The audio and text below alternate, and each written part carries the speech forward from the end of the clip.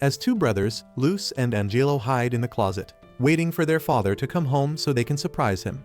But just as their little game of hide and seek begins, a man named Vincent Vanetti barbarically knocks at their front door. Testa! Open the door, it's us! And asks for the father's name. Vincent enters Testa's house with two other men behind him and tells him that the Don has been taken out. Testa, expecting trouble, goes up to a drawer, secretly picks up a pocket knife, and hides it in his hands. When Testa asks Vincent if the men from the Orco family were behind this, he reveals that it was Vincent himself who killed the Don and points his gun at Testa, demanding the ledger. Luz sees everything unravel and starts crying, but Angelo keeps him quiet and reassures him that the bad guys will leave soon. Testa tells Vincent that he can investigate himself to find out how much went to the galoshes, but Vincent gets infuriated and demands the ledger from Testa on the spot, to which he says that it's at the bank. Elena gets on her knees and begs Vincent not to do anything rash, but Vincent knocks her onto the ground with his gun. Seeing this, Luz runs to his mother, getting worried about her. Testa, in a last-ditch effort, takes out his pocket knife, stabs Vincent in his hand, and quickly slices up his face, leaving a shallow cut. Vincent's men then shoot Testa multiple times, killing him.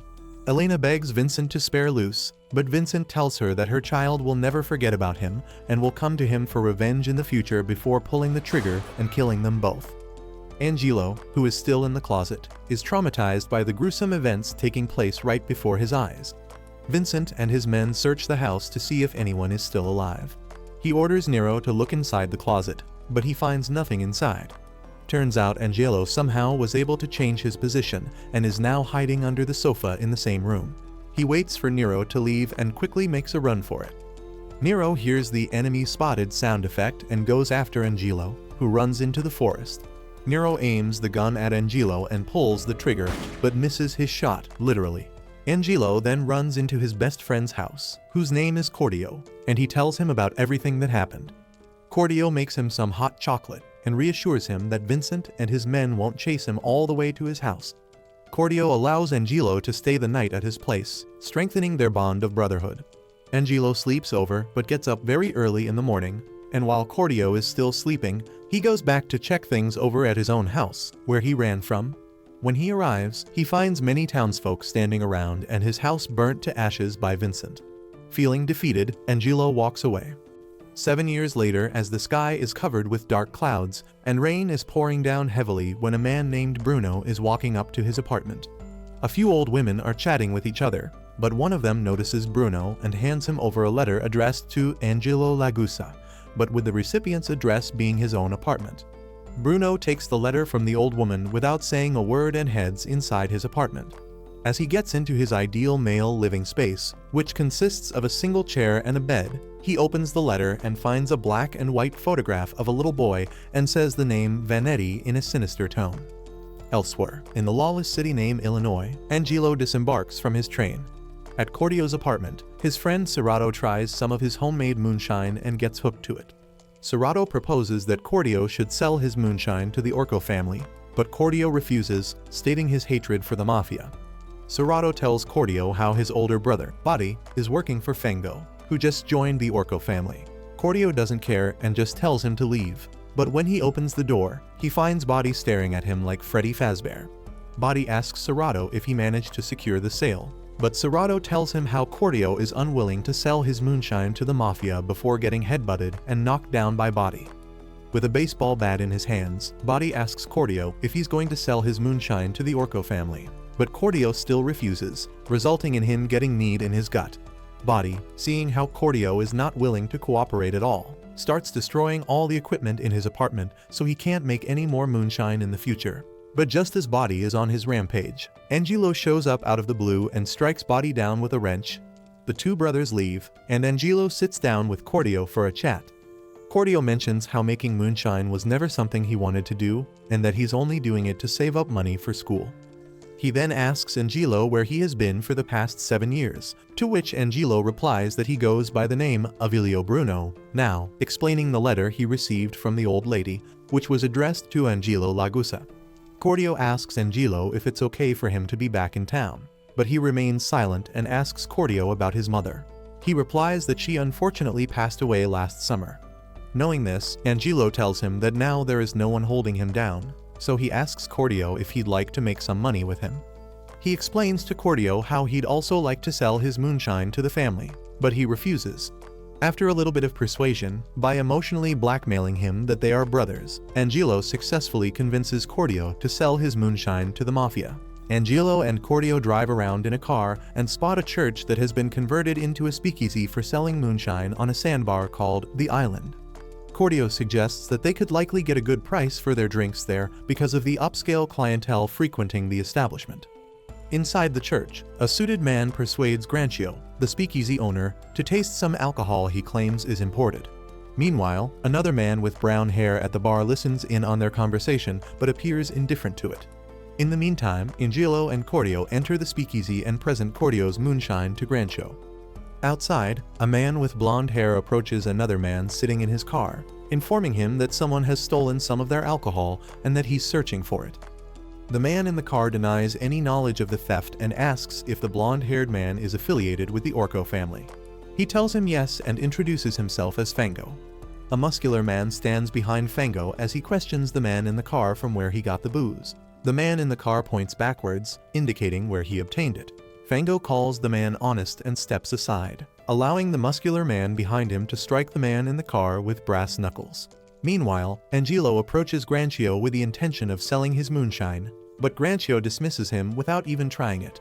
Despite Grancio's growing irritation, Angelo pours him another glass. However, before Grancio can react, the man with the brown hair intervenes and takes a sip of their moonshine, confirming that it is indeed bussin'. But before they can discuss the details, trouble stirs up inside the church. As chaos ensues, one of the men near the front entrance collapses, writhing in pain, while another man armed with a Tommy gun positions himself by a window at the door's base, aiming to shoot Fango in the legs. However, one of Fango's men approaches from behind, coercing the man with the gun to open the door. He seizes the Tommy gun and addresses everyone in the church, saying he just joined the Orco family, and starts asking if anyone has seen a young man named Nero Venetti, as he has some business to attend to with him. Angelo is surprised by the name Nero since he was one of the men with Vincent Venetti all those years ago. The brown-haired man mentions how Nero Venetti is Don Venetti's son. Grancio tells Fango to not cause any trouble in the island since those are the rules there. But he counters by saying he came here to make sure those rules are followed, stating how he found some booze stolen from him in the church's parking lot. No one says anything about Nero, so Fango points at Corteo, accusing him of being Nero, but Corteo declines. Fango yells, asking if there are any other Neros in the room, while Angelo picks up a pocket knife from the hay in one of the crates. As Fango points the gun at Corteo to shoot him, Angelo goes up to him, claiming that he's Nero Venetti. Angelo approaches Fango with his hands raised in surrender, but in a swift move, he evades the gun and presses a knife against Fango's throat. However, instead of complying, Fango orders Serpent, his subordinate, to slit Corteo's throat, confident that Angelo won't kill him. As Serpent moves to carry out the order, the brown-haired man hurls a bottle of alcohol at him. Fango breaks free from Angelo's hold and reaches for the discarded gun. Amidst the chaos, everyone seeks cover behind the bar counter to shield themselves from Fango's gunfire. Corteo tells everyone to keep throwing bottles of alcohol at Fango, as he brews a flammable mixture of paraffin in a bottle and tells everyone to make a run for the exit as he throws the bottle. Fango shoots the bottle, which causes the mixture inside it to fall on him and start a fire, allowing the four of them to exit the church. The brown-haired man approaches the car and finds Tiger badly beaten. As he opens the car door, he's suddenly attacked with a knife by the same man who previously beat Tiger. Fortunately, the brown-haired man dodges the attack, and the man in the white suit takes care of the rest. Inside the car, the man in the white suit removes his fake mustache, revealing his disguise. The brown-haired man assures Angelo and Corteo that their moonshine is top-notch and will bring in good profits.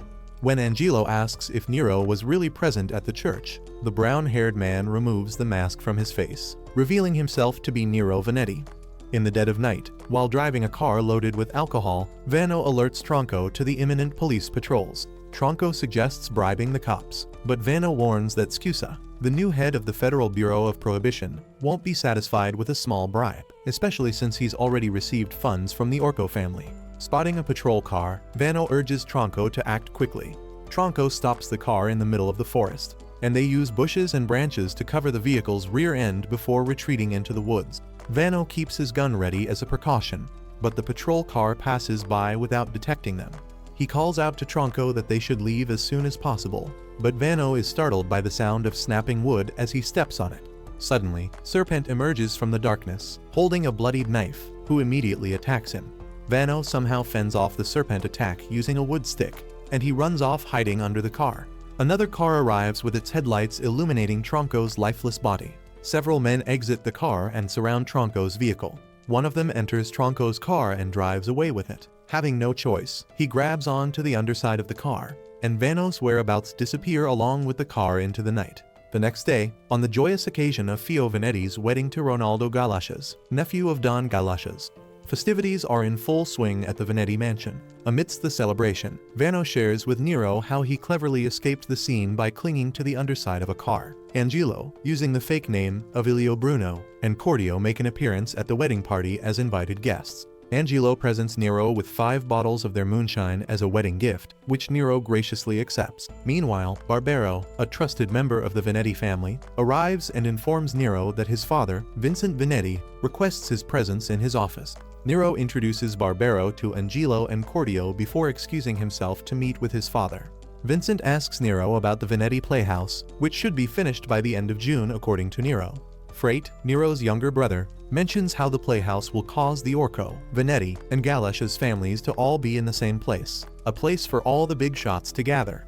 Vincent mentions how he doesn't have long to live, but he still plans to leave his family with strong footing before kicking the bucket. That's why their sister is marrying Don Galascias' nephew. Nero angrily tells him that they killed one of their own last night, mentioning Tronco, and he isn't happy about the lack of action from his father's end regarding the issue with other Mafia families overstepping their bounds, since the route to smuggle moonshine was theirs until 3 months ago.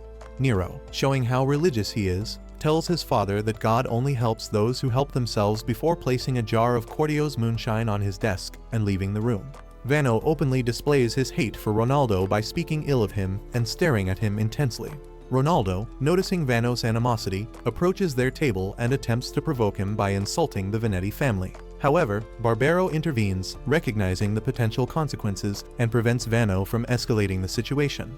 Angelo joins the group and describes Ronaldo as an ass in a lion's skin, which has to be the sickest roast of 1928. Ronaldo tries to strike Angelo, but Angelo effortlessly evades the punch before Vano and Barbero restrain Ronaldo. But the sister comes towards them, diffusing the situation and saying to Vano, "When will he grow up?" In an attempt to diffuse the tension, Angelo offers Barbero some of Corteo's moonshine, which impresses him. Barbero expresses his admiration for the drink and requests to speak with Corteo privately, while Vano is really impressed with Bruno with the way he roasts Ronaldo, and he introduces himself. Bruno shakes his hand and introduces himself as well, and tells him with a sinister look that he is sure they will make a good team. Nero cooks up a meal for Vano, Tiger, Barbero, and himself. Nero and Barbero sing praises of Corteo's moonshine, but Vano changes the topic by asking Nero if they'll be taking out Fango for killing Tronco. Nero immediately declines, saying how the Galascia family wants the Venettis and Orcos to get along. Vano gets enraged and asks Nero how else he's supposed to avenge Tronco before saying that he'll kill Fango himself. Nero immediately changes his answer and tells Vano that they'll be killing Fango by having someone else pull the trigger.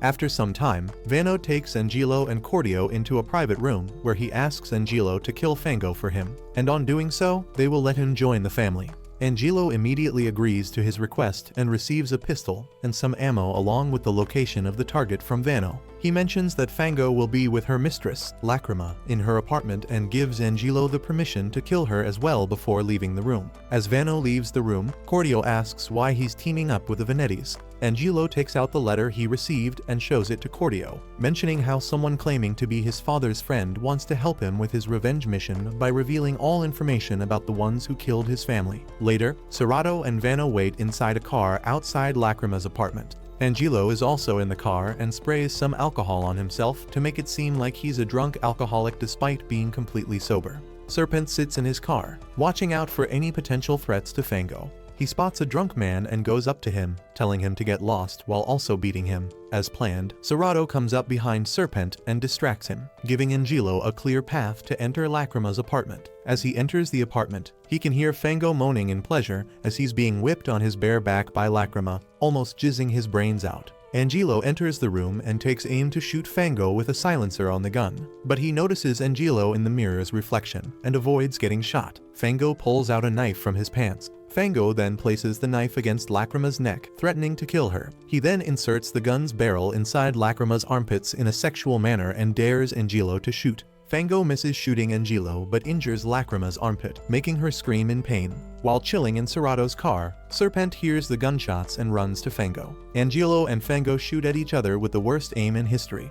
But Fango, seeing an opening, escapes through the window and jumps onto the roof of a building next to theirs. As Fango makes his escape, Serpent reaches the room and points his gun at Angelo, but Vano comes up from behind and knocks Serpent out. Vano notices his knife with the snake handle in Serpent's hand, making him realize that it was Serpent who killed Tronco and not Fango. The cops arrive at the scene, and Vano and Angelo agree to meet at the graveyard in the old village, where Tronco is buried while they escape. As Vano leads Serpent to Tronco's grave, he allows him a moment to pray before killing him. Despite Serpent's pleas for mercy and promises that he will never kill anyone again, Vano remains resolute, pulling the trigger without hesitation. At the same time, Angelo recollects his conversation with Corteo. Recalling details from the letter received from his father's alleged friend, he reveals that the men who killed his family were Vincent Venetti, Nero Venetti, and Vano Clement. Just as Vano kills Serpent, Angelo discloses his true identity as Angelo Lagusa, the son of Testa Lagusa, the man whom Vano and his comrades murdered. With this revelation, Angelo shoots Vano, seeking vengeance for his family's deaths and exposing his true motives. Angelo then returns to Nero and informs him about Vano's death. Nero punches him in a fit of rage, but Barbero tells Nero to calm down and listen to Angelo first. Angelo makes up a story about how Serpent killed Vano when he untied his hands to let him pray. Nero asks Angelo to take him to the place where Vano and Serpent died. Angelo takes Nero and Barbero to the graveyard, but to his surprise, only Vano's body is there. Nero pushes his gun up against Angelo's back, who gives him the bombastic side eye, suspecting that he must be lying. Angelo returns to Corteo's apartment, who was patiently waiting for him. Corteo asks Angelo if he was successful in killing Fango, to which he replies that he messed up with Fango, letting him escape, but took out Vano. Angelo also tells Corteo how Nero and Barbero suspect him of killing Vano since his dead body was nowhere to be found at the site of the murder. When Corteo asks Angelo where Vano's body is, he counters by asking if he is the one behind the disappearance. Corteo visits Serrato at his bar and confronts him about Vano's murder. He denies any involvement in Vano's death, expressing his distress. He lies to Serrato that Bruno was instructed by Nero to kill him, sending Serrato into a panic. Corteo then offers to assist Serrato with his situation, telling him that he might be able to help him if he tells him the truth. Elsewhere, Don Orco and his men sit down to eat some lasagna, but upon tasting it, Don Orco grimaces in disgust and spits it out, ordering his men that they should unalive the cook. Fango then shows up at the table, showing his ugly feet, and informs Don Orco about how someone tried to kill him last night, putting his suspicion on the Venettis. He starts suggesting that the Orco family should start a war with them. But Don Orco tells Fango that the Galicia family wants the Orcos and Venettis to get along, and that starting a war is out of the question. Fango is annoyed but asks Don Orco if he has seen Serpent, to which he replies that he hasn't. Back at the bar, Serrato confesses to Corteo that he was outside Fango's apartment with Bruno and Vano, but he had no hand in Vano's death. He also mentions how he saw Vano exit the apartment with Serpent's body before driving to the graveyard, where Serrato followed him in a taxi. Upon reaching the graveyard, he heard some gunshots and saw both Serpent and Vano dead on the ground, saying that they both took each other out. Serrato then tells Corteo how he got greedy before being held at gunpoint by Angelo, who was hiding in his bar. Serrato finally confesses that he took Serpent's dead body and sold it to Scusa, the new head of the Federal Bureau of Prohibition. Angelo demands Serrato to take him to where Serpent's body is. To prove his innocence, Bruno brings Nero and his men to the place where Serpent's body is. At Vincent's office, Scusa blackmails him by saying how a member of the Venetti family abducted and killed a member of the Orco family, which is exactly the opposite of what the Galicia family wants. Scusa then tells Vincent that he has Serpent's body in custody and offers to sell it. Vincent demands to see the body in person first and asks Scusa to bring it to him before continuing negotiations. While in a car with Gatto, Fango asks him if Serpent is dead. Just as Fango asks this, he spots Tiger and Nero in a car passing by, and he immediately follows them. Bruno and Serato arrive at the place where Serpent's body is kept but hear some footsteps, but it only turns out to be Nero. At the same time, Vincent, Freight, and Ronaldo discuss how the Galasha family will ask them to kill Nero for the murders in both families. Freight comes up with the clever idea of letting Nero escape to somewhere outside the city so they can spread the story that the Venettis tried to kill Nero as demanded by the Galashas. But he was one step ahead and left the city before they could take him out. While waiting outside the building, Tiger encounters Fango and Gatto again, continuing this man's streak of terrible luck. Fango asks Tiger if he's with Nero, but he refuses to say anything. Just as Fango is about to burn Tiger's eyes with his cigarette, he hears some glass shatter and enters the building, keeping Tiger as a hostage. Fango, Gatto, and Tiger enter one of the rooms, where they find Nero standing beside a man with a sack covering his face, whom they believe is Serpent. Fango suggests to Nero that they should trade hostages, and all of them put down their guns one by one. Both hostages start walking, but Fango senses something a little off about Serpent's appearance. Fango pulls out a mini pistol from his pants and aims to shoot Serpent, but he kicks his gun into the air and tries to stab him with a knife, but Fango manages to defend against it. Serpent then takes off the sack on his face, revealing himself to be Bruno, who deserves an Oscar for his acting just now. Serato hands Nero his gun and escapes with Tiger. While Bruno escapes through the window, Nero shoots Gatto in his arm before also making his escape. Later, as Nero is walking through Chinatown, he remembers how Bruno successfully proved his innocence by showing him Serpent's corpse, but he can still feel that something is off. Meanwhile, Fango and Gatto also discover Serpent's dead body in the building, which makes Fango happy, as it gives the Orco family an excuse to start war with the Venettis. On their way back, Nero, Barbero, Bruno, and Corteo sees a car speeding up from behind them and slowing down once it overtakes them. Nero spots Freight in the car, and both parties stop on the side to discuss some important matters. Freight informs Nero about the lie that the Venettis are going to tell for the sake of his escape.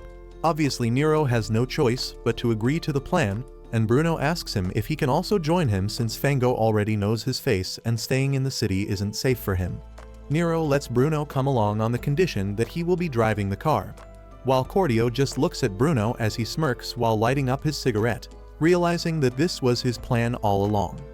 Scuser returns to the building to fetch Serpent's body, but finds nothing there and curses Serato since he is the only one beside him who knows this location.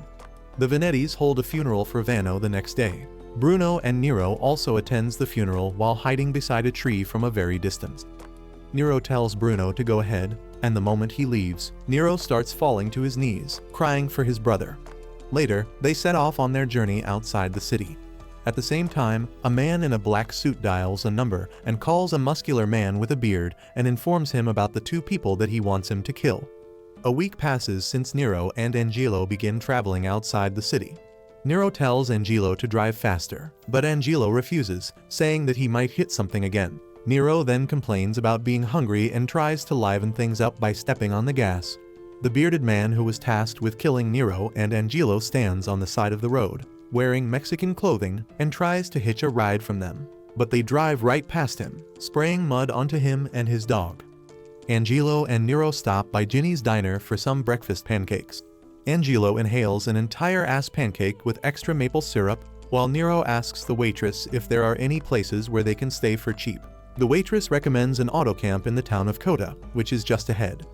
The two of them leave the diner with Nero tipping the pretty waitress, wanting to get in her pants, and they make their way to the town. The Mexican mercenary, however, stops a man riding a horse cart in hopes of getting a free ride. At the campsite, Angelo and Nero spot two nuns helping some children with a piñata party. The kid successfully hits the piñata, making the children go apeshit crazy for the candy.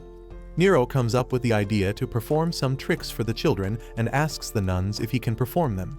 He introduces himself under the alias Smart and starts juggling 3 of his balls, which immediately captures the children's attention. The children find Nero's performance amazing, but one of the children points at Bruno and asks if he also has any tricks for them. Nero tells everyone how Bruno is a good-for-nothing idiot who lacks social interaction, but Bruno suddenly comes up from behind him and hands Nero his wallet back, who didn't even notice that it was taken out of his own pocket. Bruno then secretly removes Nero's belt without him realizing, which causes him to trip and his pants to fall off, bringing an end to Bruno's magnificent performance as the children laugh and clap at the same time. Seeing the smile of the children, Bruno is happy as he smiles, feeling something funny inside his heart, and Nero sees this weird reaction of his. Later they head back and set up their tent for the night. Elsewhere, the Mexican man holds out a photograph of Nero and Freight in their childhood days as he rides the horse cart of the man from before. As the sun sets, Nero shares some stories from his past with Bruno, whom he gradually starts trusting more and more.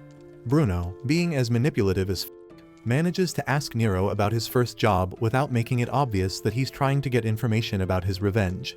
Nero reveals how when he was 14, he went to kill a man named Lagusa to do something. Nero also mentions how there were 4 men in total, including him, who went to the house. Angelo asks if he killed the man they were after, to which Nero replies that the man they were after made a move first, and they killed everyone in his house except a small child who ran away into the woods. He tried to shoot at the child but missed his shot. Later, Nero goes to bed, but Angelo opens the letter from his father's supposed friend and becomes suspicious of him since the letter only mentions 3 men. But Nero's story has 4 people in total. The next day, Angelo and Nero leave the auto camp and head to a town where they meet a sheriff named Nick. Nero asks him if there are any places he can get alcohol nearby as he slides some money into his hands. Nick points Nero to a hidden bar at the back of a drugstore. As they leave, Bruno pickpockets Nick and steals his wallet to do some shopping. On his way, Freight informs Nero how Orco has sent someone to kill him and that he should be wary of any big and muscular men. As he sits at the bar, Nero orders another drink but runs out of money and stares at a barrel, cooking something up in his mind. The Mexican man manages to reach the same town as his targets but gets stopped by Nick. Nick searches the Mexican man and takes all the cash out of his wallet, but as he checks his cart, he ends up finding the dead body of the horse cart's original owner in one of the barrels. The Mexican man grabs Nick and starts squeezing his milk out of him, asking if he has seen 2 men who are new in town and are traveling together. Nick is in agonizing pain but reveals to him that they're at the drugstore up ahead before getting his bones crushed by the Mexican man. As Bruno finishes buying his shopping, he sees a knife for sale in a nearby shop and purchases it. Back at the bar in the drugstore, Nero makes some money by winning a few arm wrestling matches. The Mexican man enters the bar and recognizes Nero, but Nero invites him for a round of arm wrestling. The Mexican man not only instantly wins, but he also starts beating the shit out of Nero. But just then, the Mexican man gets distracted from the painful cries of his dog and gets kicked in the nuts by Nero, who immediately escapes with Bruno. It turns out Bruno was the one who caused the distraction. As the Mexican man gets up, he tries to follow them with his dog, but gets hit with a car by Bruno, who is waiting to unalive him. But being the absolute brick shithouse he is, the Mexican man gets up again, and the car's engine goes up in smoke. Seeing this, Angelo and Nero run away on foot and come across an empty barn, which they decide to stay at for the night. But the Mexican man's dog sniffs out the location of his targets and leads him right to the barn.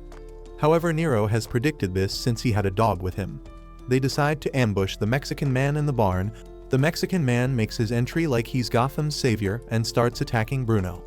Nero shoots the Mexican man, but his bullets have no effect, and as the Mexican man tries to kill him, Bruno throws the knife he bought but misses his target.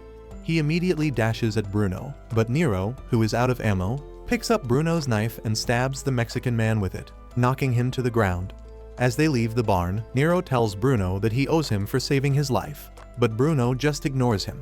However, the owner of the barn shows up due to the noise and tells Bruno and Nero to stay still before shooting the Mexican man with a shotgun right in his face, killing him instantly. Nero gives the barn owner his wallet that they stole from Nick as thanks and tells him to take in the Mexican man's dog before leaving in the horse cart as the morning arrives. Bruno drives the cart as Nero sits in the back and eats the canned pineapple. Sometimes later, Angelo and Nero are eating at a diner when Nero receives a call from Barbero, who informs him about the truce between the Venetti and Orco families. He also shares details about Orco's failed attempt to eliminate Fango and how Fango has established his base at the church on the island, accompanied by 20 of his men.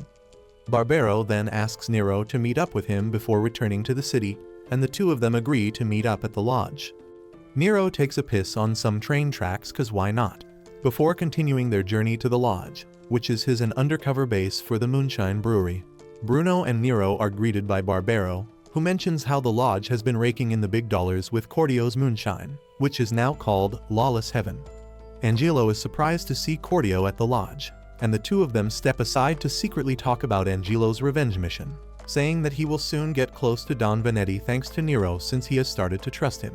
Just then, Nero calls Bruno to accompany him, saying that he will introduce him to Don Vanetti, and with a smirk, Bruno tells Corteo that it might actually not be long before he gets the chance to kill Don and Nero Vanetti.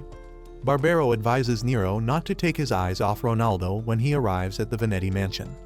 Elsewhere, Freight pulls up to the mansion in a car, spots Tiger at the entrance, and asks him if Nero is inside. Tiger informs that Nero isn't here yet and asks him if they can really trust Orco. Freight replies that though it took a lot of effort, he managed to work out a truce with the Orco family before inviting him inside for a drink to celebrate Nero's return. Bruno and Nero head over to Ottimo Orco, Don Orco's restaurant, where they find him yelling at the chef for messing up the lasagna. Later that night, Bruno and Nero show up at the mansion and are greeted by Volpe, one of Nero's subordinates. Nero notices how the security guards are different from usual and sees Tiger exit the mansion with his right arm raised, signaling something. Nero immediately understands and opens the car's door to let Tiger in, but as soon as Tiger makes a run for Nero's car, he gets shot in the shoulder. A bunch of men emerge from the mansion and start shooting Nero's car. Nero somehow escapes the mansion thanks to Volpe opening the gate, and he grabs onto the side of the car, joining Nero and the gang. Inside the car, Volpe confirms that Freight and Ronaldo are the ones who set this up, wanting to kill Nero. Inside Vincent's office, Freight reveals that one of the conditions for the truce with Orco was to kill Nero, and that he's willing to sacrifice his brother for the safety of the family, saying that it was natural that his brother should die since he took that stupid decision earlier to take revenge. Just as the father and the son are arguing, Ronaldo steps in, telling Freight that it's not good to fight between families. At the same time, Nero and his gang stop by an abandoned warehouse to lay low. Barbero informs everyone that all routes for leaving the city are blocked, making escaping impossible. While everyone is sleeping, Corteo gets up and exits the warehouse, where he finds Bruno sitting all alone. Corteo tells Bruno how Nero will be killed no matter what since he got himself in too much trouble and tells him to scratch his revenge mission. He replies that he needs to get close to the Vanettis before he can reach Vincent, and that there's a fourth person involved in the murder of his family. Hearing this, Corteo starts telling him that his life is worth more than some revenge, but Bruno replies that he got it backwards, saying that if he abandons his revenge, he will lose the reason to live. The next day, Tiger's condition worsens. Knowing that they can't go to any hospital right now because it's all being monitored by their enemies, Bruno suggests working with Fango, who is currently at the church on the island for help with Tiger's treatment since there are doctors there. Nero hates the idea, grabbing Bruno's collar and telling him that there is no way he is working with the one who killed his brother. In the dead of night, Angelo takes all of the moonshine, loads it on the boat, and asks Corteo to come along with him to the church. Volpe and Nero see them leave but does nothing. Inside the church, Angelo gives Grancio a bottle of Lawless Heaven, saying that it's an apology for the fire and telling him that the rest of the booze is in the boat.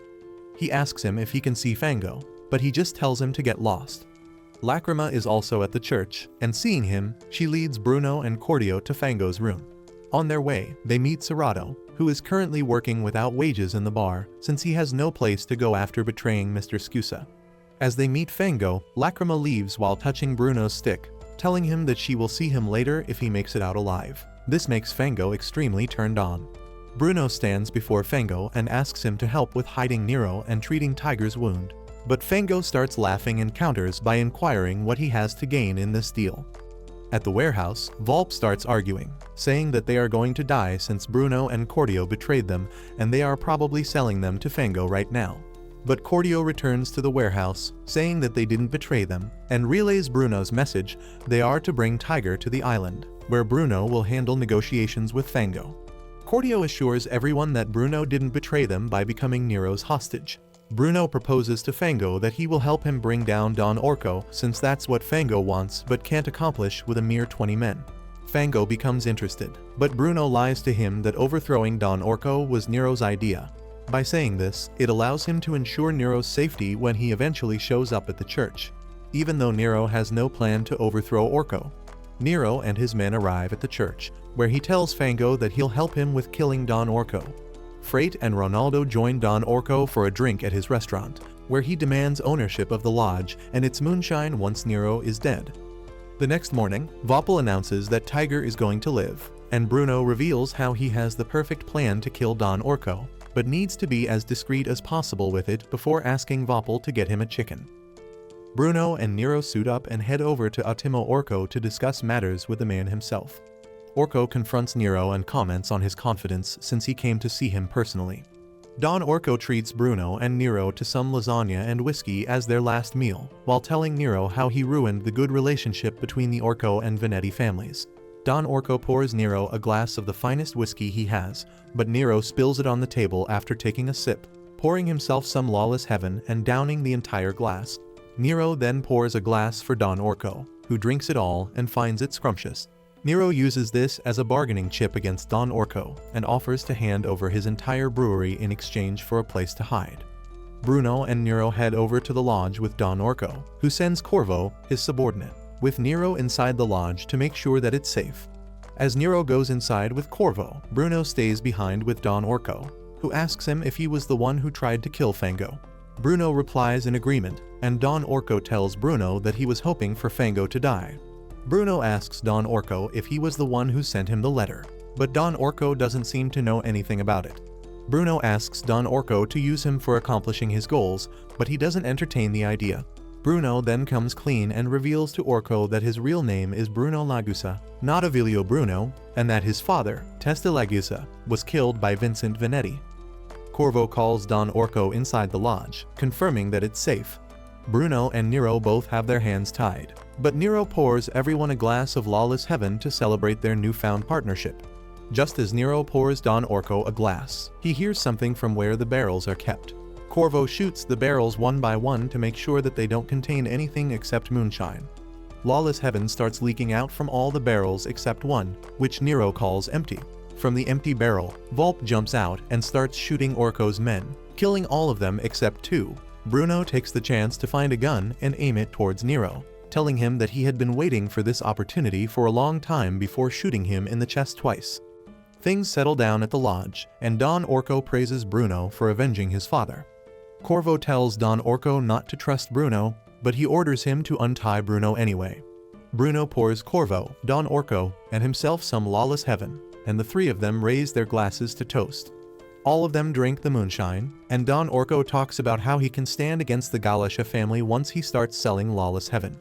Soon after drinking the moonshine, Corvo and Don Orco start to feel dizzy. Don Orco realizes that something is wrong and falls down on the ground. Just as he's about to black out, he sees Nero's face, smirking down on him.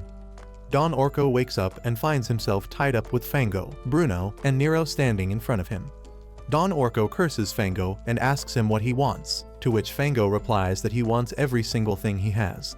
As the sun sets, Bruno and Corteo further discuss the letter. Bruno mentions how, according to Nero, there were 4 men involved in the murder of his family, but the letter only mentions 3, Nero, Vincent, and Vano. This leads him to think that the 4th person might be the one who sent him the letter to help him with his revenge. But before they can continue their conversation, Nero also shows up on the rooftop. Nero tells Bruno how the chicken really helped him play dead as he holds a packet of chicken blood in his hands. And there it is, guys, the chicken was the MVP all along. Fango dresses up as a chef and announces himself as the new Don of the family, changing the name from Orco family to Fango family. Orco's remaining executives sit at the dinner table, as if they're being held hostage, and Fango also announces how he's going to rename Ultimo Orco to Ultimo Fango. Fango asks Corvo the name of the dish that Orco wanted to perfect the most, and everyone knows it by now, but it's the Garfield special, lasagna. Lacrima and Serrato come over to the table and serve lasagna to all the executives, who hesitate to even taste it. Fango scares Corvo into being the one to first try the lasagna, and to everyone's surprise, he finds it delicious. All the other executives also begin eating the lasagna and praise its flavor. While eating, Corvo mentions how he wishes that Orco could also try this amazing lasagna, to which Fango replies that it's not possible, further adding by saying that the executives are eating what was left. One of the executives disappointedly says how it's too bad there isn't any more of the lasagna left.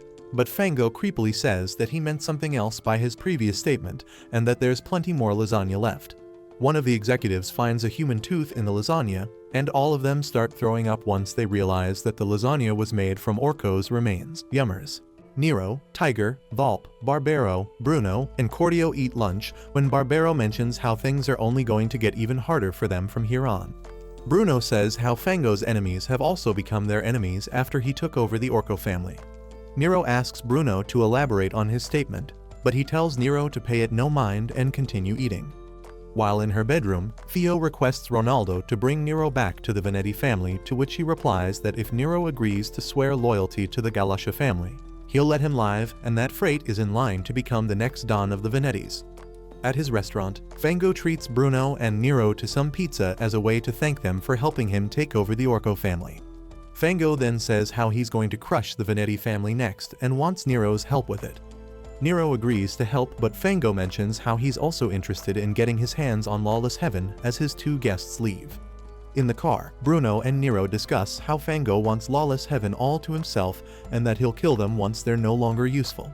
Ronaldo enters Frate's room and finds him in a pathetic state.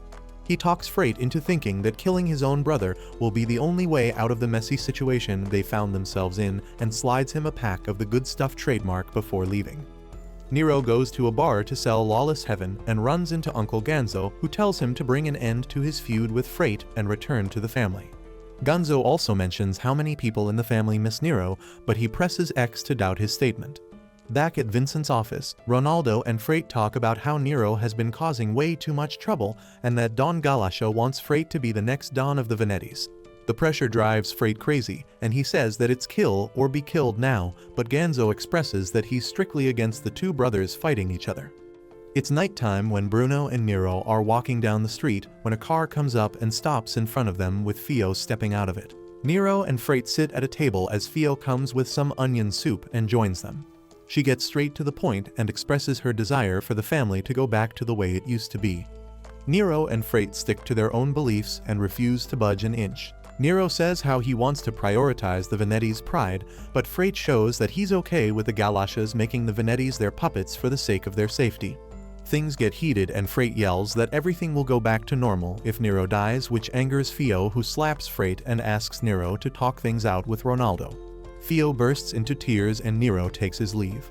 Nero tells Bruno that he'll try to work things out with Ronaldo, but Bruno says that it's not feasible and mentions how he had a little brother like Frate, which he'll let Nero meet real soon. In Nero's absence, Bruno approaches Volpe and requests his assistance with a matter concerning Nero. Volpe responds affirmatively, stating his willingness to do anything for Nero. The next day, Ronaldo and Frate leave the Venetti mansion for Sunday church. In the car, Ronaldo tells Frate how Nero is planning to meet him next week to discuss things and assures Frate that it'll lead to him being the new Don of the Venetti family. Just as Frate and Ronaldo's car is driving, Volpe speeds up in a blue car from behind and shoots Ronaldo in his arm before driving off, but guards manage to shoot Volpe as well. Bruno is also in the car with Volpe and tells him to stop the car so they can treat his bleeding. Volpe stops the car in the woods and Bruno shoots him in the chest before crashing the car into a tree, making it seem like Volpe died in a car crash. Frate spots Volpe's body in the crashed car and becomes dead set on killing Nero. The Venettis hang Volpe's corpse off the side of a bridge for Nero to see, and the news about the worsening feud between the brothers spreads like wildfire thanks to the media. Frate gets even more stressed about the situation and suggests Ronaldo leave the city, but Ronaldo yells at him, telling him to man up before throwing him some packs of cocaine. While Fio is brushing her hair, Ronaldo enters the room and tells her that he'll hear Nero out. Ronaldo puts pressure on her by telling her that their child will be the one to bring an end to this feud and asks her to call Nero to inform him that she's pregnant with Ronaldo's child. Fio calls Nero to come see her.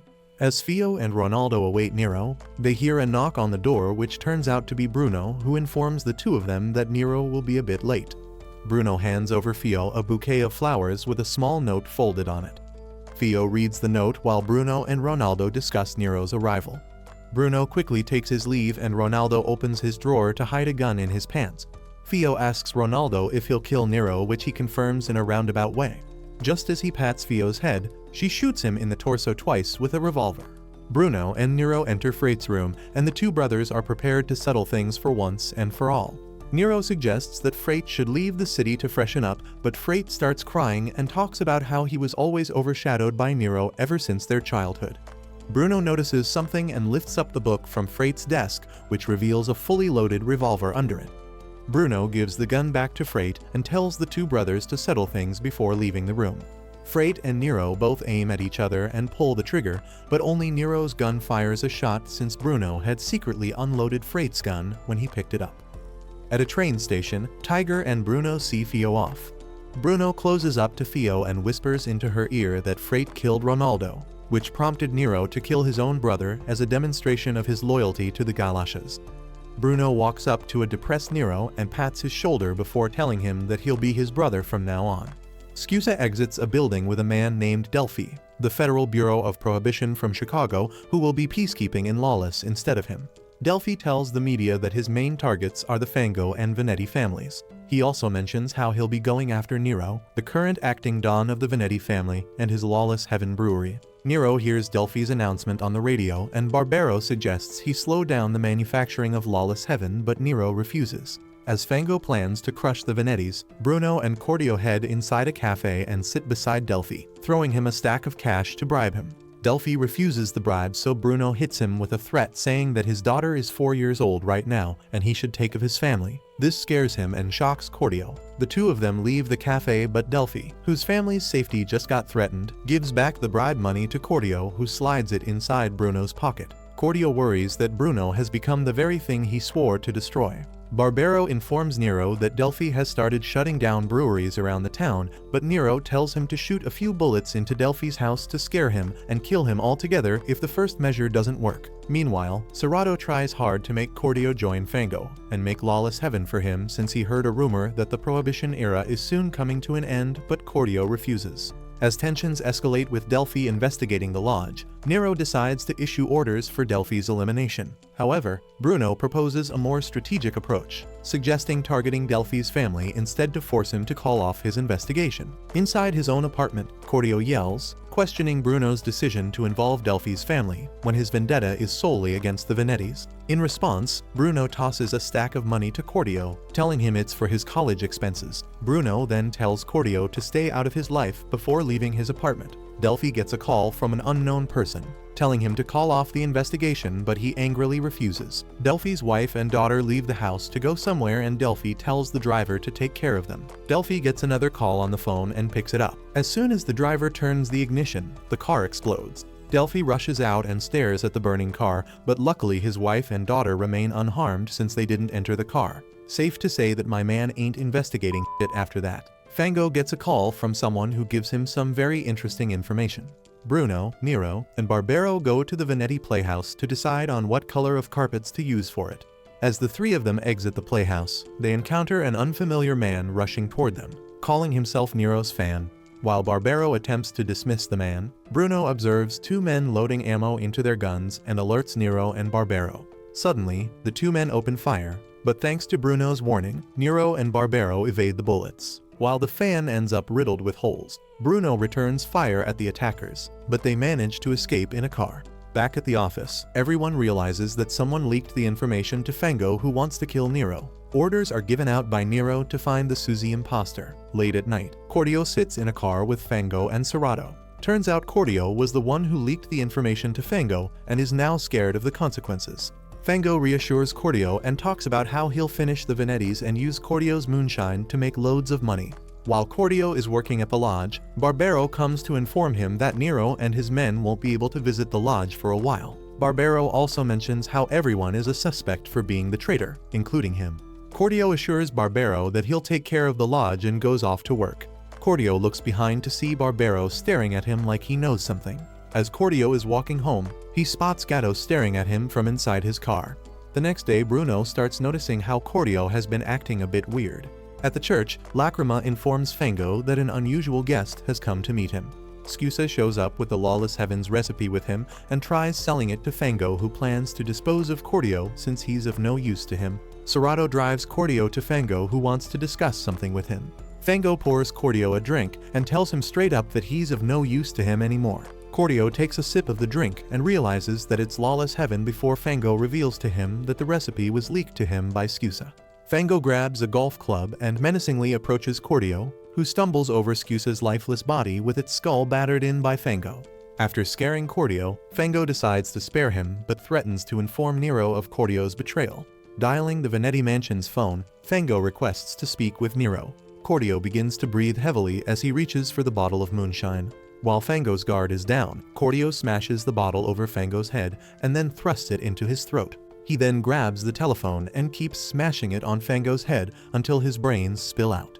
Corteo hurries towards the train station after murdering Fango, hoping to make his escape, but he is intercepted by some men. Meanwhile, Bruno wakes up in his apartment, hesitating to answer a phone call that has come in. Bruno is led into a garage where he finds Corteo tied to a chair, being beaten up and interrogated. Gatto is the one who caught Corteo and brought him to the Venettis.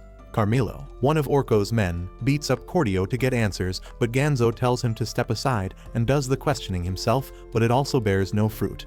In the office, Nero plans to kill Corteo and Barbero informs Nero that the higher-ups from the Fango family wish to work with the Venettis since their Don is dead. Barbero asks Bruno to leave the room to discuss something with Nero in private.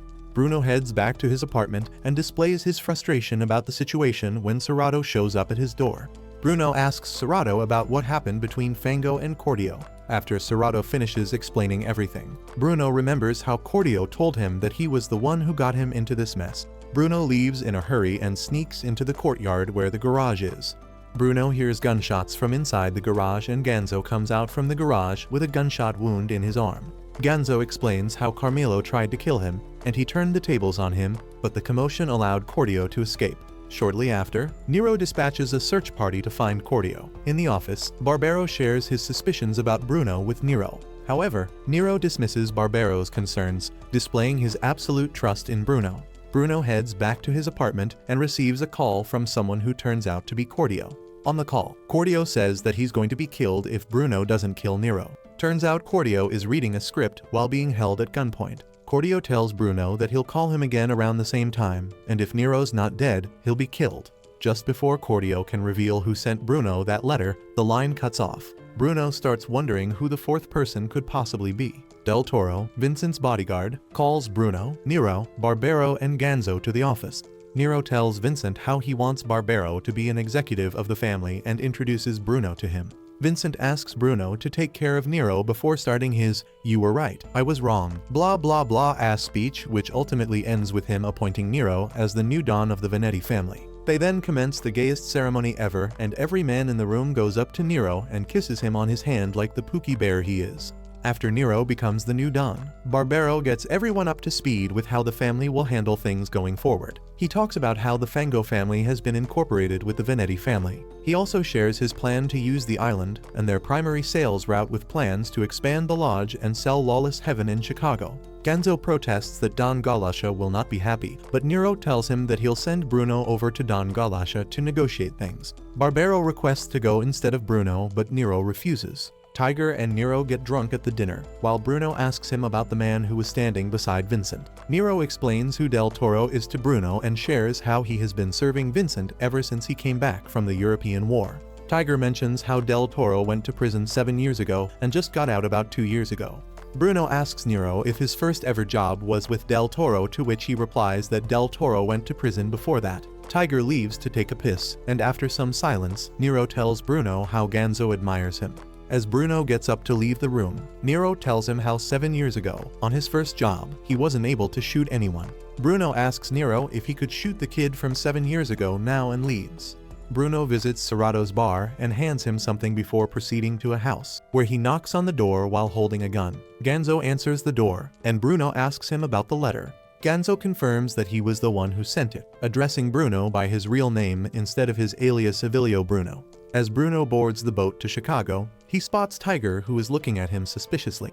The two of them talk about his trip and Corteo before Bruno gets on the boat and leaves. After the boat goes some distance, Corteo shows up behind Bruno, who compliments his hat. In the office, Tiger reports to Nero that Corteo was nowhere to be found at the port and that Bruno left for Chicago alone. Nero tells Barbero not to suspect Bruno, but he doesn't stop. Ganzo, who is also in the office, thinks about when Bruno came to his house. After Bruno had entered his house, he asked Ganzo why he sent him the letter with the murderer's name, to which he told him that he wants all the good alcohol, women, and the entirety of Lawless to himself, and that Vincent thinks that Testa's son, who got away, is dead. Bruno tells Ganzo that he can kill Nero at any time, but he requires Ganzo's assistance in targeting Vincent. Bruno says that Ganzo also needs his support to achieve his own objective. He asks Ganzo to release Corteo, promising to return after ensuring his safety. When Ganzo asks about the consequences of refusing Bruno's request, Bruno reveals that he has given the letter Ganzo wrote to someone. If anything happens to Bruno, the letter will be sent to Nero, exposing its original sender. Ganzo then releases Corteo and Bruno takes him to his old apartment. Corteo spends one night at Bruno's man cave before realizing that there's no way a human can live like that and goes shopping with Bruno. He also asks Bruno to take him to some of his favorite places. After the little slice of life montage, they head to bed, and the next day Bruno gets off the phone with someone, sending his regards to Strega. Bruno then leaves Corteo and makes a quick stop in Chicago before returning to Lawless. The construction of the playhouse goes well, and Barbero mentions how Bruno has been away for an entire week when reaching Chicago normally takes one day, but Tiger and Ganzo take Bruno's side. Just as they're talking, Bruno shows up and reports on his visit to Chicago. He informs Nero that the negotiations with Don Galasha and his underboss nephew, Strega, went great. Before arriving at the mansion, Bruno fulfills his promise to visit Ganzo. During their meeting, Ganzo informs Bruno that the playhouse will open within 3 days, and both Vincent and Don Galashas will be attending. Ganzo then hands Bruno a gun and some ammo to kill Vincent with. The playhouse's grand opening is only 2 days away, and Barbero heads to the port, shows some man a picture of Corteo, and asks him if he recognizes it. Later that night, Bruno gets called into the mansion after being informed that some new information about Corteo has surfaced. Bruno enters the room and Barbero asks him if he was the one who let Corteo escape as he points a gun at him. Just as Barbero questions Bruno, a man opens the door and pushes Corteo inside, which shocks Bruno, causing him to show real human emotion for the first time in 7 years. When Bruno left Corteo back at his old apartment, he wanted to stop Bruno's and his own involvement in the Mafia, wanting to go back to the good old days. One day Bruno's landlady comes up and informs Corteo that he has a call from someone named Bruno Lagusa. When Corteo picks up the phone, Ganzo tells him that he needs to come back to Lawless at once to save Bruno. At the mansion, Barbero beats Corteo up and asks why he wanted to kill Nero, to which he replies that he did all that to save Bruno from this ridiculous place which they call the Venetti Mansion. Corteo tells everyone that Bruno had no involvement in his plans and that he was acting alone. Nero cocks his gun and aims it at Corteo before handing it to Bruno and asking him to kill Corteo to prove his loyalty to the family. Corteo recalls all the crazy things he has done with Bruno ever since he proposed the idea to sell his moonshine to the Mafia. Bruno, knowing that he has no way out of this situation, aims the gun at Corteo and makes a painful expression before pulling the trigger and killing him. Standing before Corteo's lifeless body, Bruno tells him that he'll soon join him as well. Barbero and Nero ask about the specifics of Bruno's meeting with Don Galasha and Strega. However, Bruno, exhausted and sleep-deprived, responds with brief, one-word answers. Shortly afterwards, Don Galasha and Strega arrive at the Venetti mansion and exchange greetings with Nero and Vincent. Nero serves them Lawless heaven, but Vincent coughs up blood, hiding it with a napkin. As Don Galasha and Strega depart, they invite Bruno to join them in Chicago, but he declines. In a bar, Bruno and Ganzo discuss their plan to eliminate the 2 Venettis at the playhouse the following day. Ganzo brings 2 of his men to assist in killing Del Toro, who will be guarding the room where Nero, Vincent, and Don Galasha will be watching the play. Bruno asks Ganzo to write his name among the list of murderers in the letter, to show that Ganzo isn't involved with him. He also reveals to Ganzo that he was aware of Ganzo being in the car on the night of Testa's murder, also mentioning how Ganzo didn't fire a single shot that night. Bruno suddenly leaves as Strega enters the bar, asking Ganzo about his trust in Bruno. Ganzo calls Bruno a capable man and asks Strega if Don Galasha knows about their plan, to which he replies that he's unaware. Barbero goes to Nero, requesting him to remove Bruno from the list of guards at the playhouse, but Nero refuses. Nero goes to Vincent, whose health continues to decline. Vincent reveals to Nero that Testa Lagusa was his best friend whom he killed, wondering if there was another way to save him from the Galashas. Bruno's schizophrenia kicks in when he pours 2 glasses of Lawless heaven and starts talking to Corteo's hallucination about his revenge story finally coming to an end. It's the playhouse's grand opening. Nero, Vincent, Don Galasha, and everyone else make their appearance at the playhouse. Members of the Galasha family arm themselves with machine guns and spread through every corner of the playhouse to ensure their Don's safety. Bruno tells Barbero that he's going to take a look around the playhouse and walks upstairs. Ganzo's men set their eyes on Del Toro and attack him when no one's around. Despite getting stabbed thrice, Del Toro manages to kill both of the attackers and heads towards the VIP room where Vincent, Nero and Don Galasha are. Del Toro almost reaches the room, but Bruno comes running from behind and stabs him, delivering the final blow. Barbero and Tiger catch Bruno killing Del Toro and tie him to a chair in the basement. Bruno tells Barbero that the rest of his comrades are after Nero and tells him to read the letter in his pocket. Barbero reads the letter and Tiger goes to call Ganzo and Nero, but Barbero tells him to call Ganzo only. Tiger tells Ganzo about Bruno's betrayal, and on the way Ganzo asks Tiger to call Nero as well since he's the Don. Barbero tells Ganzo that Nero won't kill Bruno and takes his gun out. Before Barbero can shoot Bruno, Ganzo takes out Barbero. Ganzo tells Bruno that their plan is over, but Bruno says that things are going perfectly. Tiger brings Nero to the basement and Ganzo tells Nero how he just missed Bruno who escaped. Ganzo hands over the letter to Nero when Strega shows up and tells the Venettis to face the consequences if anything happens to Don Galasha. Nero and Tiger look for Bruno, who makes his way to the booth where Vincent and Don Galasha are. Bruno asks both men inside the room to come with him, but Vincent refuses and gets aggressive. Don Galasha tells Vincent to take it easy and allows Bruno to come inside. Bruno enters the room with a gun pointed at Vincent and tells him that he's Testelagus's son and has come to Lawless to take everything back from him. Vincent closes his eyes and Bruno pulls the trigger and shoots Don Galasha instead. Strega sees this and shoots Ganzo for betraying him before ordering his men to kill every Venetti they see. The crowd begins panicking, and the Venettis start going down like flies while Nero is trying to find Bruno. Nero spots Bruno disappearing into the crowd when he sees Vincent on the ground, coughing up lots of blood. Nero rushes over to his father, who tells him that it's all over and that everything they did was for nothing, before passing away. Nero hugs his father's lifeless body as rage flows through every fiber of his being. Bruno hides in a dark valley and passes out, but Strega finds him. Nero, frustrated, wonders why he trusted Bruno, who is tied up on a chair by Strega's men. In the distance, Bruno sees the island go up in flames as the sound of gunshots and explosions fills the sky. Someone knocks on the door and kills both of Strega's men. Bruno turns around and finds Nero standing behind him. The Galashas surround the Venettis, who are holed up on the island, and a one-sided shootout begins, with the Venettis getting outnumbered. While in the church with Tiger, Nero receives a call from Serrato, who is outside the building where Strega's men took Bruno, and informs Nero that Bruno is tied up in room #501 at Hotel Lawless. Nero takes Bruno from the hotel, and both of them get inside Serrato's car. Serrato gets emotional over Corteo's death and blames Bruno for getting him into all the mess. Nero asks Bruno who the sender of the letter is, and reveals that it is Ganzo, which leaves Nero feeling betrayed and disappointed. Nero asks Bruno why didn't he kill him at the playhouse, to which Bruno replies that he wanted Nero to feel the same pain that he did, a pain worse than death.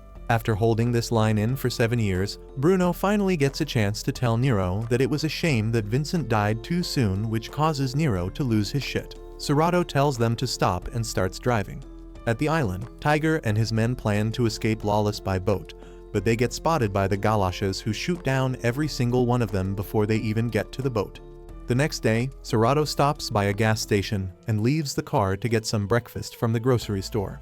Nero takes the opportunity to leave Serrato behind and drive away in his car. In Bruno's dream, he sees waves rolling onto a coastline and wakes up shortly after to find himself in a bed with his stab wound tended to. Strega shows up and asks Bruno why he killed Don Galasha, to which he responds that it was convenient since the Venettis killed his family. Bruno asks Strega why he saved him, to which he replies that he wanted to thank Bruno since he became the new Don after Don Galasha's death. Strega tells Bruno that the Venettis fled to the island after he passed out and tells him to earn his freedom by killing a certain someone on the island, but Bruno tells Strega that he doesn't care about it anymore. In the present, Nero stops by a diner to get something to eat while Bruno sits opposite to him with his hands tied. Nero finishes his meal and passes Bruno a pack of cigarettes as he smokes one himself. Nero stops the car and looks at the map for directions, but Bruno tells him to take the right, which leads to the ocean. Bruno asks Nero if he has ever been to the ocean, to which he replies that he hasn't before following Bruno's directions. The two of them camp in the woods and Nero passes Bruno some booze before asking him why didn't he leave the city. Bruno tells him that he wanted to see how his revenge plays out. Nero then asks him if he is satisfied, but Bruno says that he thought he'd find a reason to live once he took revenge on his family's killers, but it was all for nothing. Bruno's answer angers Nero, who pushes him against the tree and punches him while asking why Bruno didn't kill him. Bruno starts crying and yells at Nero, telling him that he should have killed him on that night 7 years ago. Nero remembers how he saw Testa's son run out of the house and how he hesitated to shoot him as he ran into the woods. The next morning, while Nero is eating a steak, Bruno asks him to untie his hands before putting some of Nero's food in his mouth. Nero even allows Bruno to drive the car, and the two of them make a stop when their car breaks down. After a long journey, the two of them finally arrive at a cloudy beach. Nero tells Bruno that one doesn't need a reason to live, one just lives. Bruno walks ahead of Nero and tells him that the reason he didn't kill him is because he didn't want to kill him. Nero stops, but Bruno keeps walking. Nero takes out his revolver, aims it at Bruno's back and shoots. Nero drives back with a can of pineapple in the passenger seat and smiles. The ocean's waves wash up their footsteps in the sand, leaving no traces of them behind.